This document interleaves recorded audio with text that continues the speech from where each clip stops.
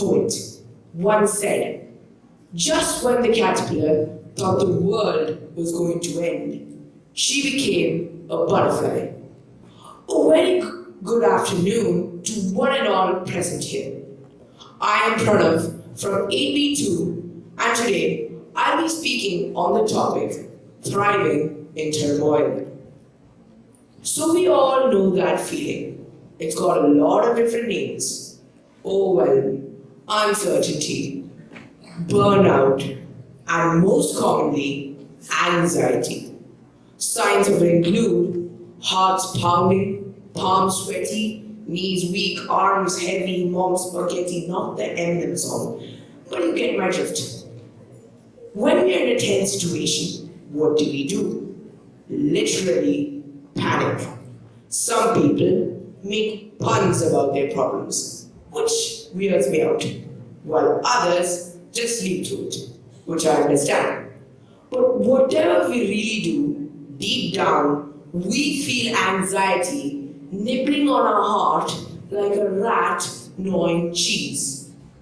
Other symptoms include a lump in your throat, a hollow feeling in your chest, a feeling as if the world is crashing in, and suddenly you become hyper-aware of everything that is going on around you. We know anxiety as a big problem, but thing is, we can still overcome anxiety. There are many symptoms, as I said. I call anxiety as a survival mode because there is flight and fight mode in it.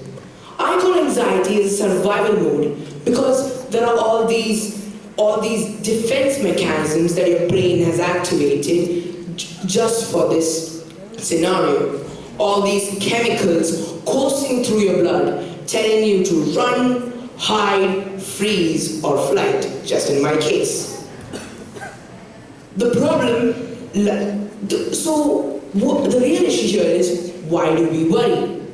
The problem is pretty simple. Just when I was researching this very same topic, I barely reached how to reduce before anxiety popped up on top. Like, come on, anthrax and abdominal aortic aneurysm are more dangerous, right? The problem lies the genetic coding. So just imagine that you are a giraffe living on the African savannas. Every now and then, you see a group of humans on a safari taking pictures of you. The biggest difference between you and the group of humans is that every decision you make provides an immediate benefit in your life. For example, as a giraffe, you have 3 decisions to make: what to eat, where to sleep, and when to avoid a predator, all of which have an immediate impact on your life. Each decision you make is important for you. You are only concerned of the present or the near future. You live in what scientists call a immediate return environment, because all the choices you have provide an immediate and clear outcome. Now let's flip the script. Just imagine that you are one of the humans taking the picture. You live in what scientists call a delayed return environment, and this is a big issue. Before that, let's go to the history of humans. Modern humans are thought to have originated from Homo sapiens sapiens, who lived around 200,000 years ago.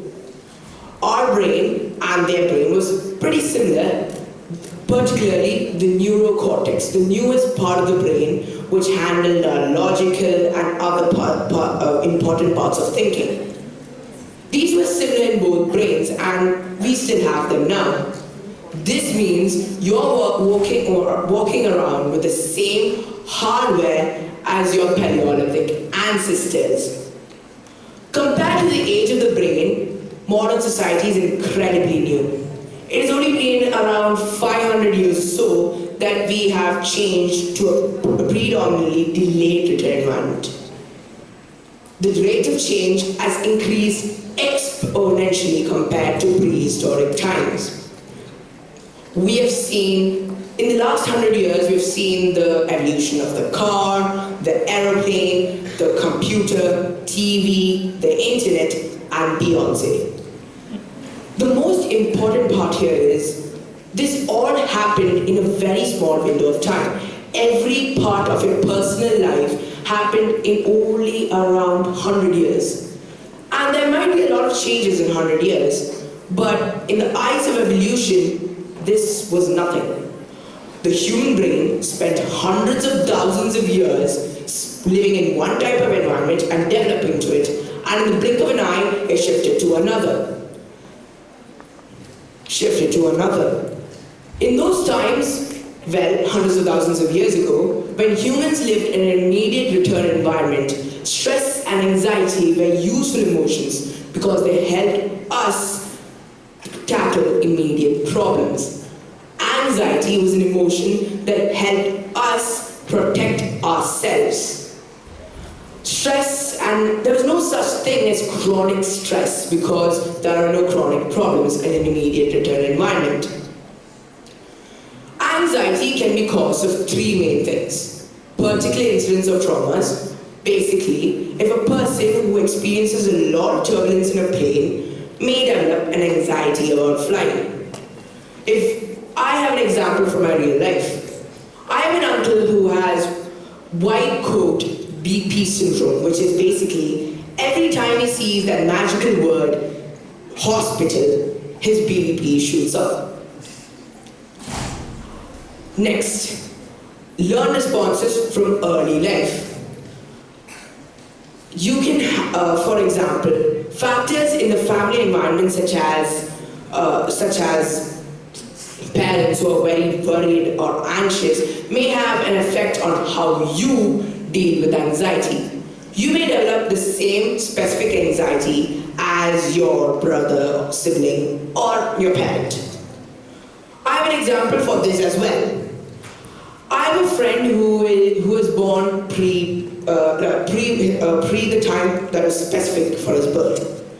So his parents were very caring for him, and at the slightest hint of a viral flu going around, they would take him to a hospital. Right now, at the age of 13, he is the kind of person who sneezes and then goes to the hospital. Last of all is genetics.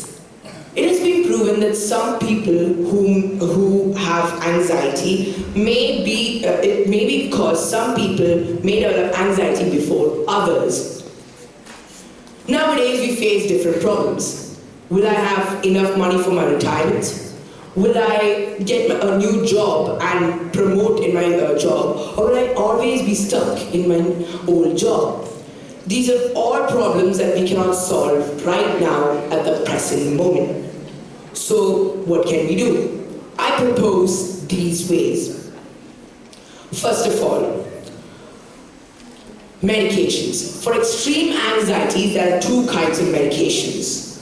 First of all, beta blockers, which helps reduce stimulating effects of adrenaline, and antidepressants, which act on neurotransmitters to help influence the mood so that the patient never falls into that anxiety again.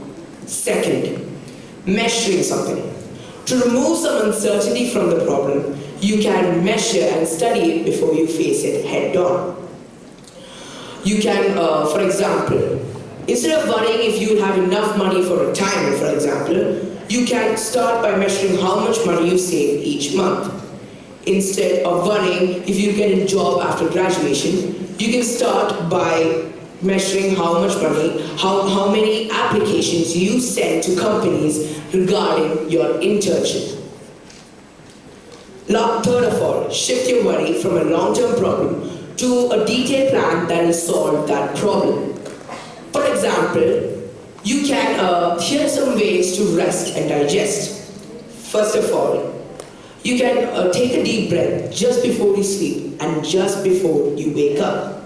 Second of all, yoga and other exercises which help reduce your stress and anxiety. In my real life, I go for badminton in between a hectic weekend because it helps me relax. Third, you can go outside for a walk on a sunny day. Fourth, engage with your hobbies. For example, my mother, when she's stressed, goes out for shopping, which sort of de-stresses her. She says, I still think it's an excuse for shopping, but let's not judge people. And last of all, writing. This is a very important point. 15 minutes of writing on a journal for 4 days straight has been shown to alleviate PTSD, post-traumatic stress disorder. Then why not anxiety? Now to my fourth suggestion. Before we move there, I just want to make something clear. Fear is another form of anxiety. When one imagines their fears, they become anxious and start crying. For example, in my real life, I had a friend who had arachnophobia, the fear of spiders.